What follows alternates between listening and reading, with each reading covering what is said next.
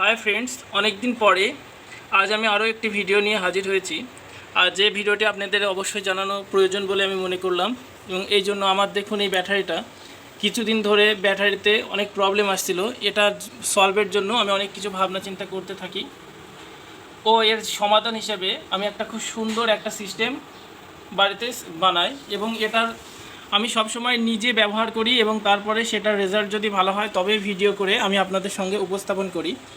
এবং এর রেজাল্ট আমি খুব ভালো পেয়েছি এবং এটা আমি আপনাদের জানানো প্রয়োজন বোধ করি, এই জন্যই আমি এই ভিডিওটি বানিয়েছি।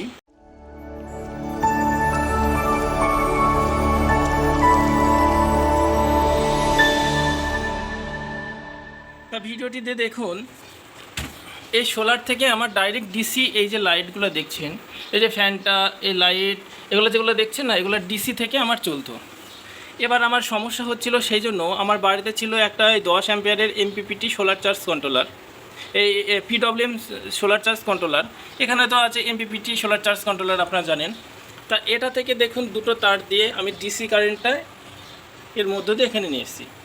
এবার এখান থেকে আমি ডিসি কারেন্টটা একটা মিনিমাম ভোল্টেজ সেটিং করে দিয়েছি, এবং ওই ভোল্টেজটি একটা ব্যাটারির একটা নির্দিষ্ট ভোল্টেজ যখন দেখাবে, শো করবে, তখন অটোমেটিক এটা অটো কাট করে আমার লাইট ফ্যানগুলো বন্ধ করে দেবে। এতে আমার সুবিধা হবে, এই যে ব্যাটারিটা ডিপলি ডিসচার্জ হওয়ার সুযোগ পাবে না, ফলে ব্যাটারিটা আমার দীর্ঘদিন ধরে লাস্টিং করবে, অর্থাৎ নষ্ট হবে না। তা এটা থেকে যে চলছে সেটা দেখুন, আমার এখানে লোড কানেক্ট করা রয়েছে। এবার আমি এই সুইচটা অফ করে দিচ্ছি, দেখুন দিলাম, সঙ্গে সঙ্গে দেখুন আমার ফ্যানটাও বন্ধ হয়ে গেছে এবং এখানে যে লাইট জ্বলছিল লাইটটা বন্ধ হয়ে গেছে। এবার দেখুন এই যে সুইচটা আমি আরও একবার দেখুন অন করে দিচ্ছি, দেখুন অন হয়ে গেল, সঙ্গে সঙ্গে দেখুন আমার ফ্যান চালু হয়ে যাচ্ছে এবং লাইটও জ্বলে গেছে।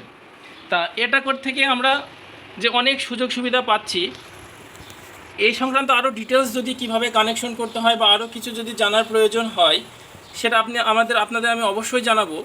এবং আরও একটি ভালো মজার জিনিস হচ্ছে, দেখুন আমার বাড়িতে যদি চার্জারও না থাকে, এইরকম যদি একটি কেবল থাকে, তাহলে এই কেবলের মাধ্যম দিয়েও আমরা কি বলেন তো এখান থেকে আমরা মোবাইল চার্জ করতে পারবো, এবং এটাও আমরা আপনাদের চার্জ করে দেখাচ্ছি। চলুন এবার দেখুন, আমি এই চার্জারের একটি পোর্ট এখানে লাগিয়ে দিয়েছি, এবং এই চার্জারের দেখুন আরেকটি অংশ আমি এই মোবাইলের যে পিছনে দেখুন লাগিয়ে দিচ্ছি। দেখুন সঙ্গে সঙ্গে এখানে দেখুন চার্জিং দেখাচ্ছে, এই যে দেখুন এখানে চার্জিং শো করছে, দেখুন এখানে চার্জিং শো করছে, দেখুন। হ্যাঁ, এই থেকে আমরা এই যে এখানে চার্জিং লেখা আছে, দেখুন এটা খুলে দিচ্ছি, দেখুন বন্ধ হয়ে যাবে, আবার লাগিয়ে দিচ্ছি, দেখুন চার্জিং শো করবে, এই যে এখানে চার্জিং শো করছে। এখান থেকে আমরা মোবাইলও চার্জ দিতে পারবো খুব সহজে। এটার ওয়্যারিংটাও খুব সহজ, ওয়্যারিংটাও আপনাদের আমি দেখিয়ে দিচ্ছি। এখানে দেখুন এই যে দুটো লাল তার রয়েছে না, এই যে যেটা গেরো দেওয়া আছে এটা হচ্ছে প্লাস, ব্যাটারির প্লাস টার্মিনালের সঙ্গে লাগানো হয়েছে, আর যেটাতে কোনো গেরো দেওয়া নেই এটা হচ্ছে মাইনাস, ব্যাটারির মাইনাস টার্মিনালের সঙ্গে লাগানো হয়েছে। এই যে কালো তারটা দেখছেন এটা হচ্ছে প্লাস, এটা হচ্ছে আমার লোডের প্লাস, আর এই যে পাশের যে কালোটা আছে এটা হচ্ছে আমার লোডের মাইনাস। এইভাবে আমার পুরো সেটিংটা করা হয়েছে, এবং আপনাদের এটা খুব সহজে জানতে পারবেন, ওই আপনাদের চার্জারের গায়ে দেখবেন লোগো করে লাগানো আছে। তারপরেও যদি আপনাদের সমস্যা হয় আপনারা কমেন্ট করবেন।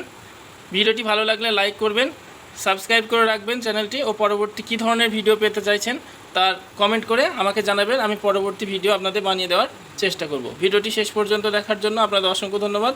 Thank you.